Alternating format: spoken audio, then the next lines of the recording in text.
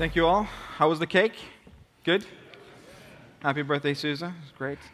So my name is Sveum. I'm the solution lead for EMEA for our storage and availability solutions. And I'm joined on stage by Carrero, our PM for HyperScale. And before I sort of dive into it, how many of you know Veritas and have used a Veritas product today or in the past? So that's actually quite a few of you, which is good, right? So Veritas is all about providing you with insight, availability, and protection for your data. The complete 360 data management solution. But it comes in the form of multiple products and capabilities.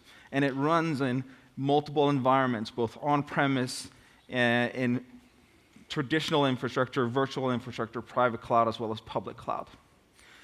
And our capability here is really all about attaching to some of the topics that were talked about earlier, deriving forth the value of your data, turning that into information that is actionable, but ensuring that while you're doing that, you are reducing costs and accelerating velocity of operations.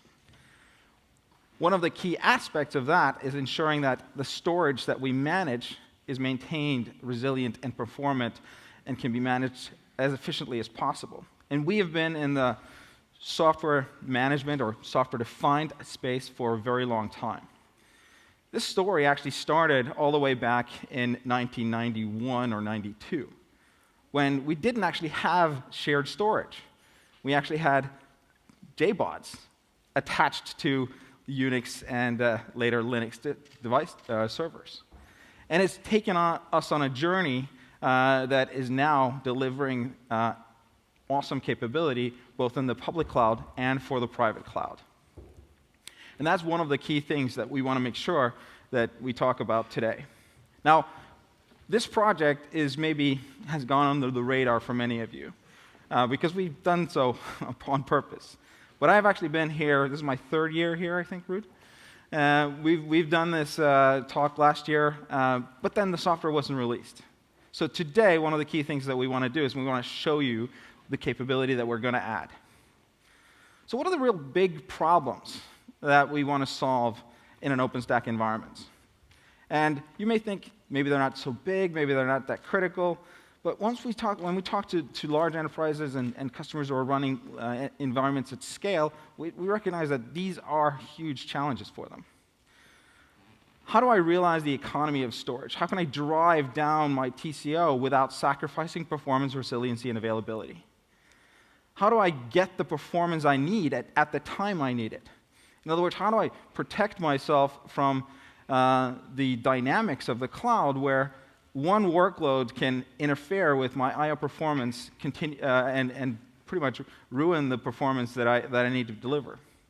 Why am I focusing on performance here? The key thing is when things don't run at the speed that we want them to run, they're not available. And then finally, how do I provide data resiliency and data protection capability in a private cloud? The key here is to embed that as a storage service, something that is automated and end-user driven, but still enterprise-ready and centrally managed. This is exactly what HyperScale, our software-defined, scale-out, shared-nothing storage solution, has been built to provide. Providing you with resiliency and cost-aligned to the service capability that you want to deliver or need to deliver. Taking a step beyond what OpenStack on its own can deliver and allowing you to do more. Giving you predictable quality of service for storage performance. Understanding that at any given time, you know that this virtual machine or set of virtual machines is going to get this level of performance. Minimum and maximum. And allowing you to leverage that capability to protect yourself against noisy neighbors or noisy neighborhoods. And then finally, providing you with a management capability for the data, even in that shared nothing scale-out solution that is efficient and embedded in OpenStack. So how does it actually work? Well, we introduced this concept of a compute plane where we leverage local storage components inside of your compute nodes. Flash, spinning disk, PCI Express, doesn't matter. And then we introduce a new concept, the data plane, where we manage and maintain your resilient copies of data. It's a little bit more complicated than that, and we'll dig into the details in a bit. But in essence, this provides us with a capability to ensure that in that compute plane, we can deliver the right now I/O performance that any compute or virtual machine needs. We can optimize and provide predictability for an application or service. And then we can embed that capability and provide that capability as a storage service for the end user. So that the tenant who's spinning up a virtual machine, writing up a new service for their company, knows exactly how much performance they're going to get. We leverage commodity hardware to drive down the cost, and then we integrate it to ensure that we have a zero backup window capability or data movement capability. We dig a little bit deeper, solving this problem of managing storage in a hyper-converged environment where you're using local storage inside of your compute nodes. If you had to maintain resiliency for these storage components, you would immediately consume a lot of the storage resources available to you. By optimizing this efficiently, we have the capability to deliver I/O throughput optimization, predictable performance, and quality of service in that compute layer. And then embedding that functionality inside of Cinder and Nova. And then introducing the data plane in more detail where we provide you with higher density and data protection, and then SLAs for how you can provide redundant services. One of the key aspects here is that your data that you access is always local.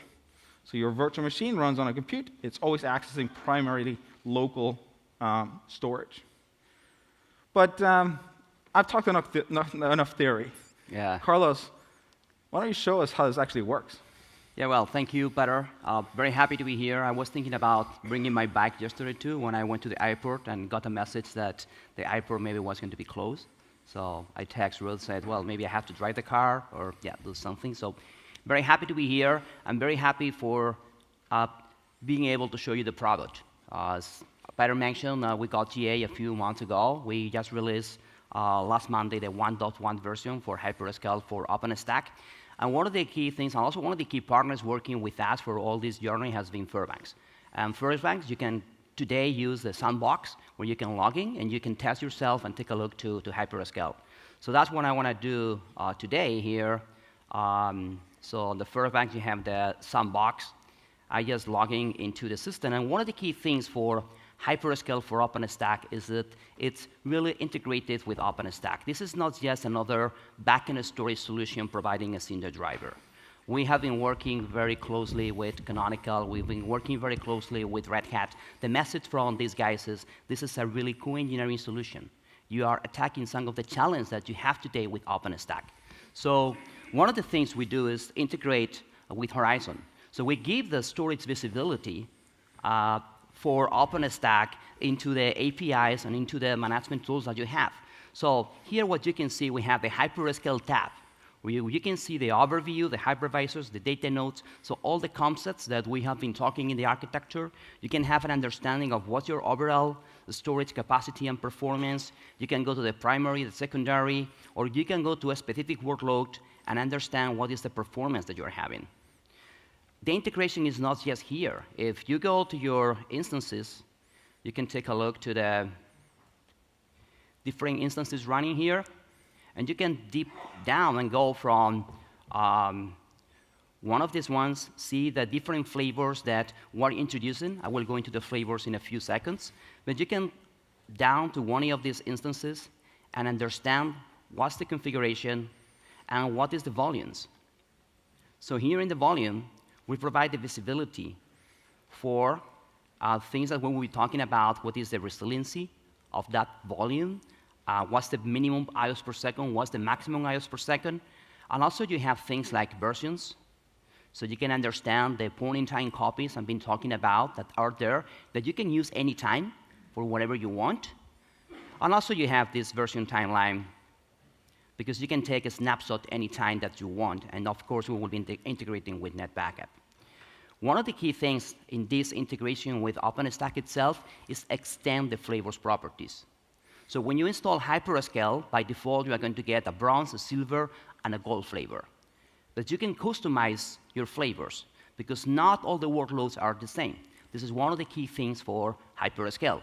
So what you do is that once you have the flavors, or you create your own flavors, you can go and say, edit, update metadata. And this is what I'm talking about, is that not all the SLAs are the same. You are going to be able to define what is your reflection factor at the data node, where you have your data management. How many copies do you want? Because sometimes 3 copies for everything doesn't work. One size fits all doesn't work many times. So you can define that here. You can define the maximum IOs per second and the minimum IOs per second.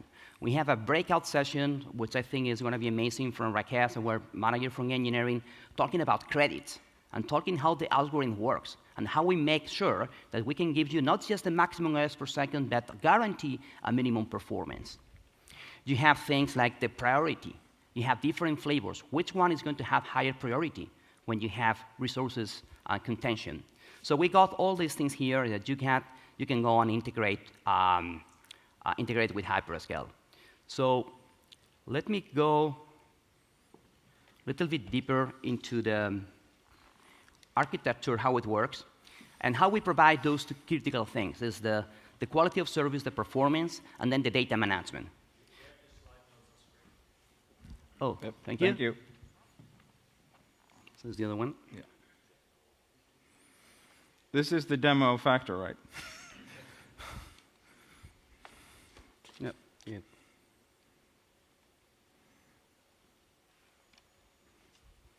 Now it's black here. No, now it's black. All right, fair enough.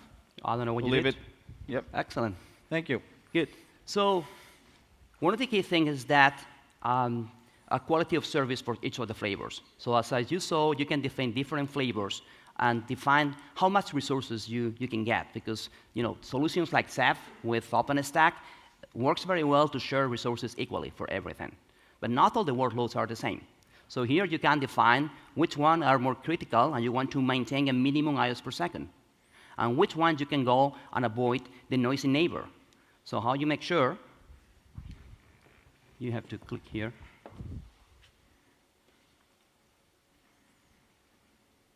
Yeah. Go for it. Yeah.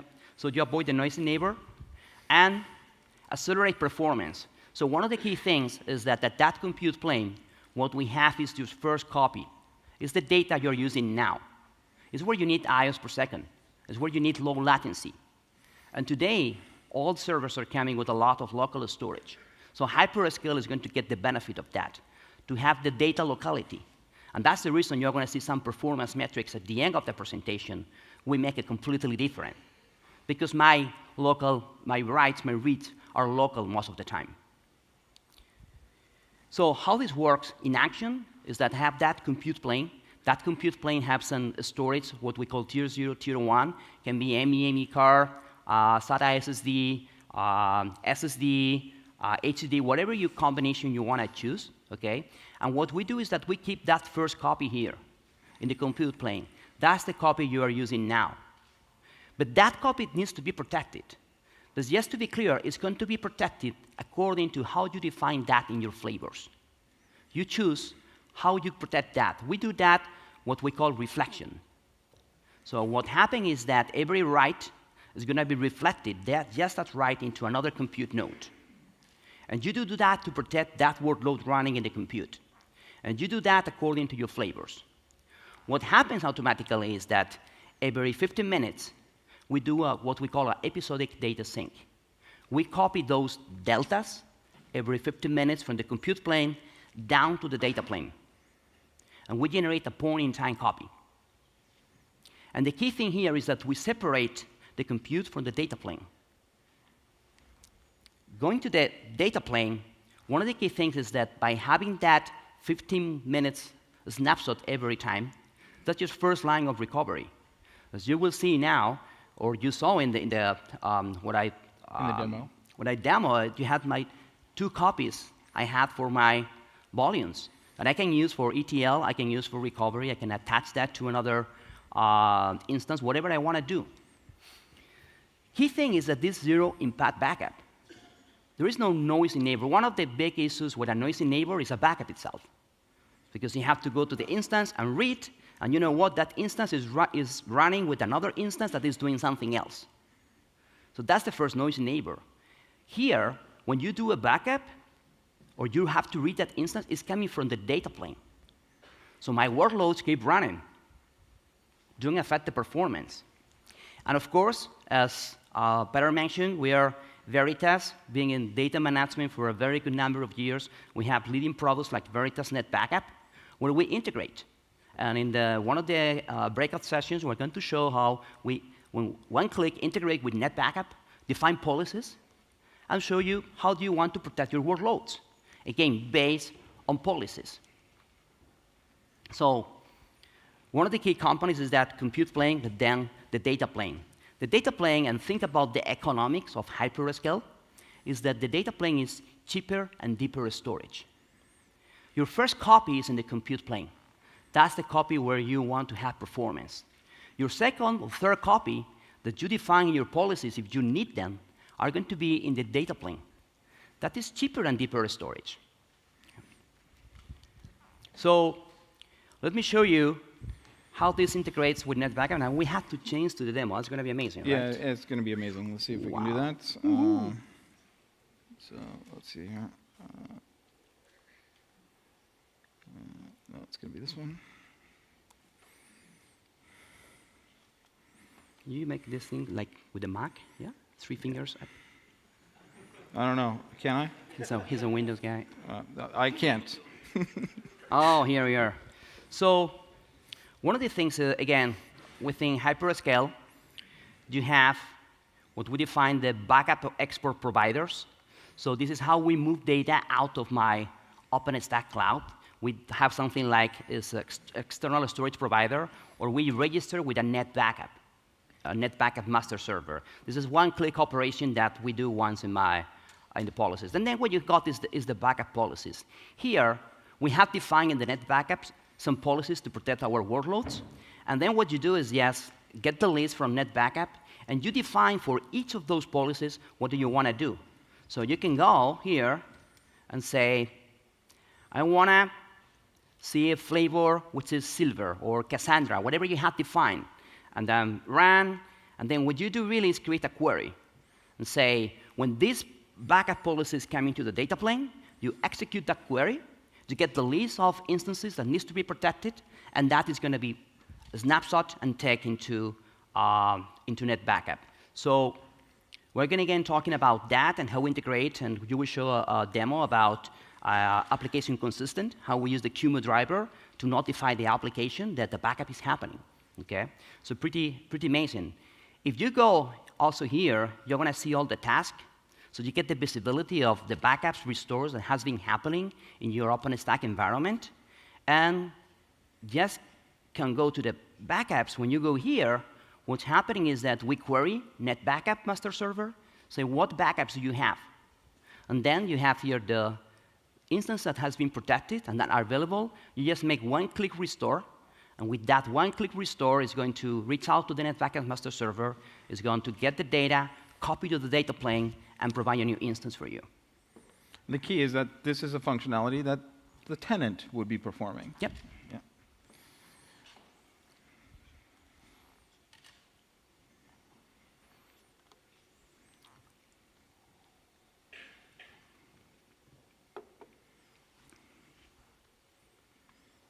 Yep. So there are some significant sort of key differentiating factors here. Some key differentiating factors here. Solving these big challenges when it comes to storage management and automating that functionality and embedding it into OpenStack, but also extending the capability for an admin to provide the flavors of resiliency to their tenants, and then allowing those tenants to leverage that functionality automatically. enforcing data locality, which allows us to drive much higher IOPS, much lower latency, and better performance overall. And tying that back to service levels with quality of service capability as well as resiliency capability. Some instances don't need resiliency, but they do need performance. Some instances will need lots of resiliency, but maybe not so much performance. Some instances will need both, right? The reality is we need to have the capability to offer everything when it comes to providing this capability for a large enterprise. Taking that and then embedding that functionality when it comes to managing copies of data, whether it's for the developer or the person who's administrating a service to protect his own instance by right-clicking and snapshotting and efficiently storing that instance, or embedding it into a longer lifetime data lifecycle management capability that is then automated end-to-end without anybody having to go and script a whole bunch of different capabilities and managing those. Then reducing the numbers of copies that you have overall. And we wanted to share this. So this is a little view of a capability that we have validated internally, taking our stack and the Ceph stack and validating those two against each other for IOPS and latency using the exact same infrastructure. And you can see here that there's a significant benefit when it comes to driving higher IOPS and lower latency. But that's not all. How are we going to contribute to OpenStack and moving it forward? So again, we keep evolving the product. We'll be at Sydney, being in the last OpenStack, doing a lot of contributions, going into triple O or speed director, UU terms. You can get UU terms to get the deployment. So really contributing with the community. We're bringing more cool stuff in the next version, like consistency group. We're able to get data snapshots that are distributed across your compute. So because the architecture, we are able to now talk to each of the computes, take a snapshot which is consistent for your whole application, and get that into the data plane. So a lot of new stuff which is coming. Thank you, Carlos. Thank you. I know we went a little bit over time. We get excited when talking about the product. Yeah, that's good. We get to. Thank you for now. Yeah. I think questions from the audience you should do in the later sessions. Yeah. Find us at the other sessions. Find us at the booth. We're more than happy to talk to you. I saw something about reflection. My reflection was that it was quite long ago that I had the magic, because this is way, way beyond for me. But I'm not standard. So success selling this and traveling around the world, and success. And thank you for now. Thank you very much. Thank you, guys.